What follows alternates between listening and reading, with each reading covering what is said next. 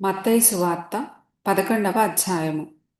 యేసు తన 12 మంది శిష్యులకు ఆజ్ఞాపించుట చాలించిన తరువాత వారి పట్టణములలో బోధించుటకును ప్రకటించుటకును అక్కడ నుండి వెళ్ళిపోయెను. క్రీస్తు చేయుచున్న కార్యములను గూర్చి యోహాను చెరసాలలో విని, రాబోవు వాడవు నీవేనా, మేము మరి ఒకని కొరకు కనిపెట్టవలెనా అని ఆయనను అడుగుటకు తన శిష్యుల నంపెను. యేసు వారిని చూచి, మీరు వెళ్ళి విన్నవాటిని కన్నవాటిని యోహానుకు తెలుపుడి. గ్రుడ్డివారు చూపు పొందుచున్నారు, కుంటివారు నడుచుచున్నారు, కుష్ఠరోగులు శుద్ధులగుచున్నారు, చెవిటివారు వినుచున్నారు, చనిపోయిన వారు లేపబడుచున్నారు, బీదలకు సువార్త ప్రకటింపబడుచున్నది. మరియు నా విషయమై అభ్యంతర పడనివాడు ధన్యుడని ఉత్తరమిచ్చెను. వారు వెళ్ళిపోవుచుండగా యేసు యోహానును గూర్చి జనసమూహములతో ఈలాగు చెప్పసాగెను. మీరేమి చూచుటకు అరణ్యములోనికి వెళ్ళితిరి? గాలికి కదులుచున్న రెల్లునా? మరి ఏమి చూడ వెళ్ళితిరి? సన్నపు బట్టలు ధరించుకొన్న మనుష్యునా? ఇదిగో, సన్నపు బట్టలు ధరించుకొనువారు రాజగృహములలో నుందురు గదా. మరి ఏమి చూడ వెళ్ళితిరి? ప్రవక్తనా? అవును గాని ప్రవక్త కంటే గొప్పవానినని మీతో చెప్పుచున్నాను. ఇదిగో, నేను నా దూతను నీకు ముందుగా పంపుచున్నాను. అతడు నీ ముందర నీ మార్గమును సిద్ధపరచును అని ఎవని గూర్చి వ్రాయబడెనో అతడే ఈ యోహాను. స్త్రీలు కనిన వారిలో బాప్తిస్మమిచ్చు యోహాను కంటే గొప్పవాడు పుట్టలేదని నిశ్చయముగా మీతో చెప్పుచున్నాను. అయినను పరలోక రాజ్యములో అల్పుడైన వాడు అతని కంటే గొప్పవాడు. బాప్తిస్మమిచ్చు యోహాను దినములు మొదలుకొని ఇప్పటి వరకు పరలోక రాజ్యము బలాత్కారముగా పట్టబడుచున్నది. బలాత్కారులు దానిని ఆక్రమించుకొనుచున్నారు. యోహాను కాలము వరకు ప్రవక్తలందరూ ప్రవచించుచూ వచ్చిరి. ధర్మశాస్త్రము సహా ప్రవచించుచూ నుండెను. ఈ సంగతిని అంగీకరించుటకు మీకు మనస్సుంటే రాబోవు ఏలియా ఇతడే. వినుటకు చెవులు గలవాడు వినుగాక.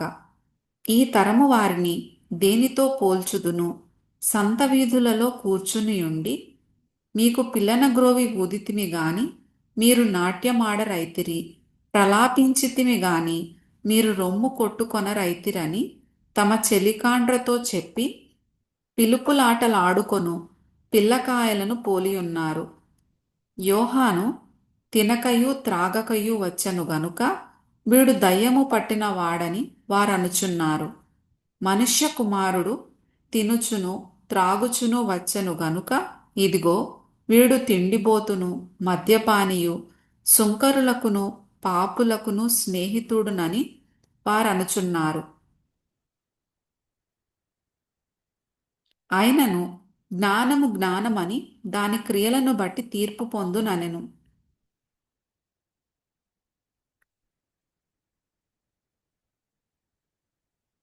పిమ్మట ఏ ఏ పట్టణములలో ఆయన విస్తారమైన అద్భుతములు చేసెనో ఆ పట్టణముల వారు మారు మనస్సు పొందకపోవుట వలన ఆయన వారినిట్లు గద్దింపసాగెను.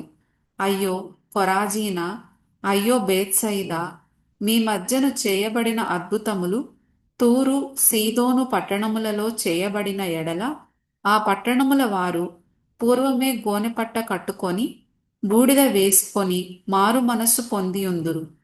విమర్శ దినమందు మీ గతి కంటే తూరు సీదోను పట్టణముల వారి గతి ఓర్వతగినదై ఉండునని మీతో చెప్పుచున్నాను. కపెర్నహూమా, ఆకాశము మట్టునకు హెచ్చింపబడెదవా? నీవు పాతాళము వరకు దిగిపోయెదవు. నీలో చేయబడిన అద్భుతములు సొదొమలో చేయబడిన ఎడల అది నేటి వరకు నిలిచియుండును. విమర్శ దినమందు నీ గతి కంటే సొదొమ దేశపు వారి గతి ఓర్వతగినదై ఉండునని మీతో చెప్పుచున్నానెను. ఆ సమయమున యేసు చెప్పినదేమనగా, తండ్రి, ఆకాశమునకును భూమికిని ప్రభువా, నీవు జ్ఞానులకును వివేకులకును ఈ సంగతులను మరుగు చేసి పసిబాలురకు బయలుపరచినావని నిన్ను స్తుతించుచున్నాను. అవును తండ్రి, ఈలాగు చేయుట నీ దృష్టికి అనుకూలమాయెను. సమస్తమును నా తండ్రి చేత నాకు అప్పగింపబడి ఉన్నది. తండ్రిగాక ఎవడునూ కుమారుని ఎరుగడు, కుమారుడుగాకను కుమారుడెవనికి ఆయనను బయలుపరచనుద్దేశించునో వాడుగాకను మరి ఎవడునూ తండ్రిని ఎరుగడు. ప్రయాసపడి భారము మోసికొనుచున్న సమస్త జనులారా, నా యొద్దకు రండి, నేను మీకు విశ్రాంతి కలుగజేతును. నేను సాత్వికుడను దీన మనస్సు గలవాడను గనుక మీ మీద నా కాడి ఎత్తికొని నా యొద్ద నేర్చుకొనుడి.